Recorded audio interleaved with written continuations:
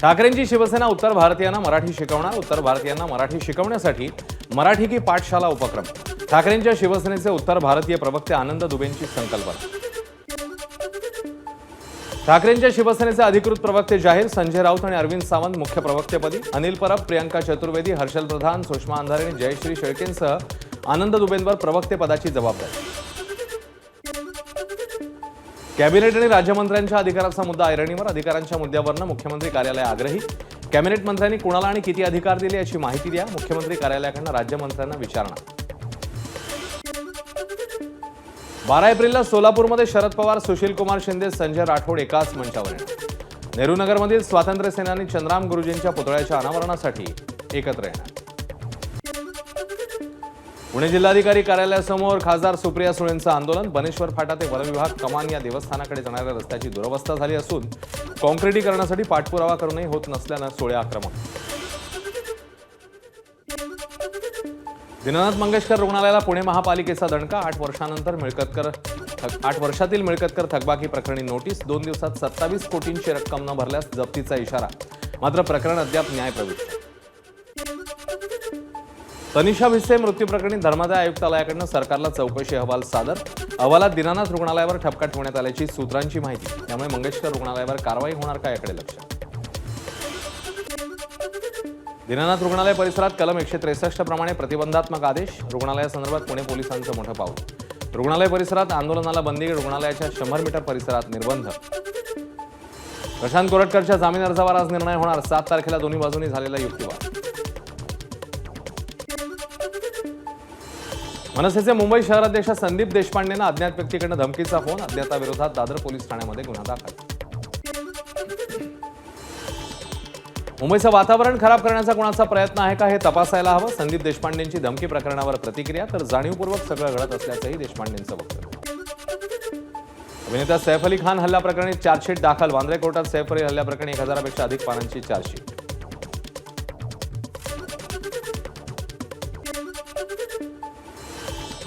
बाबा सिद्दीकी यांचा मारेकरी पंजाब पोलिसांच्या अटकेत। भाजप नेत्याच्या घरी ब्लास्ट करण्याच्या प्रकरणात झिशान अख्तरच्या टोळीतले गुंड अटकेत, सूत्रांची माहिती। बदलापुरात शालेय मुलींवर झालेल्या अत्याचार प्रकरणी सुमोटो याचिकेवर आज उच्च न्यायालयात सुनावणी। या प्रकरणी मीरा बोरवणकर आणि निवृत्त हायकोर्ट न्यायमूर्तींच्या अध्यक्षतेखालील समिती आपला अहवाल सादर करणार। महामुंबईतल्या महत्त्वाच्या पायाभूत सुविधा प्रकल्पांसाठी मिळणार 4 लाख कोटींचं कर्ज। मुख्यमंत्री फडणवीसांच्या उपस्थितीत MMRDAचे वित्तीय संस्थांसोबत करार। क्रांतिकारी चाफेकर बंधूंच्या स्मारकाचा पंतप्रधान मोदींच्या हस्ते लोकार्पण। 18 एप्रिलला पंतप्रधान मोदींनी वेळ दिल्याचं जवळपास निश्चित। चाफेकरवाडा हा स्वातंत्र्य लढ्याच्या इतिहासातला एक महत्त्वाचा वारसा। आरबीआयकडून रेपो रेट 6.25% 6% व्याजदरात कपात झाल्याने EMI मध्ये सर्वसामान्यांना दिलासा। आरबीआयकडून रेपो रेटमध्ये 25 बेसिस पॉइंट्सने घट। सीएनजीच्या दरात आजपासून ₹1.5 दरवाढ। घरगुती वापराचा पाईप गॅसही रुपयाने महागला। सीएनजी दरात गेल्या 3 वर्षांपासून झाली नव्हती दरवाढ।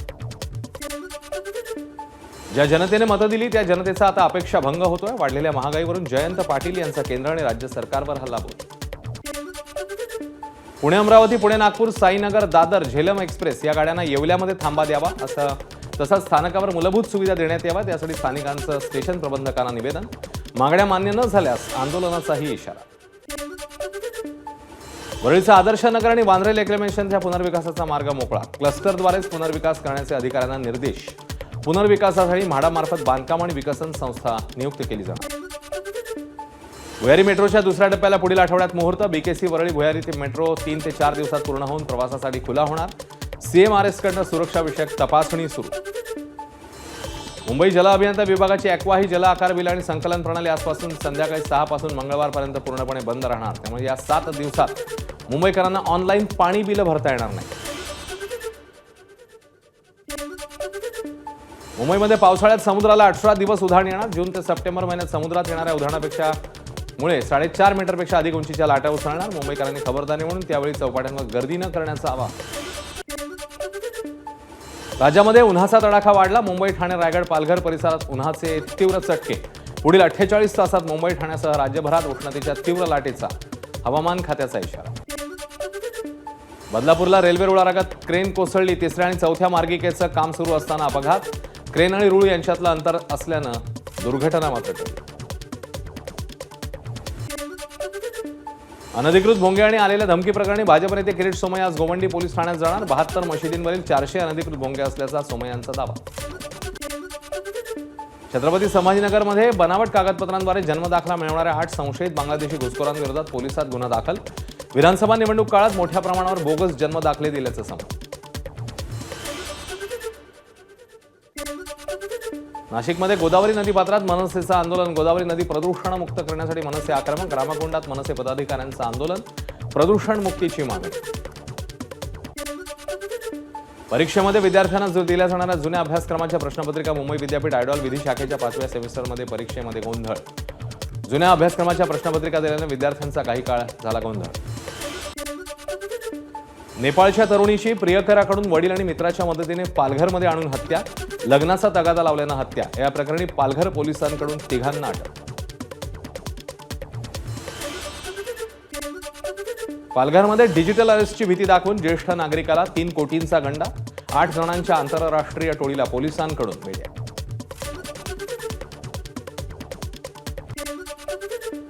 पुण्यातल्या वारजेमध्ये मध्यरात्री घरामध्ये सिलेंडरचा स्फोट. गॅस सिलेंडर स्फोटात 2 जणांचा होरपळून मृत्यू.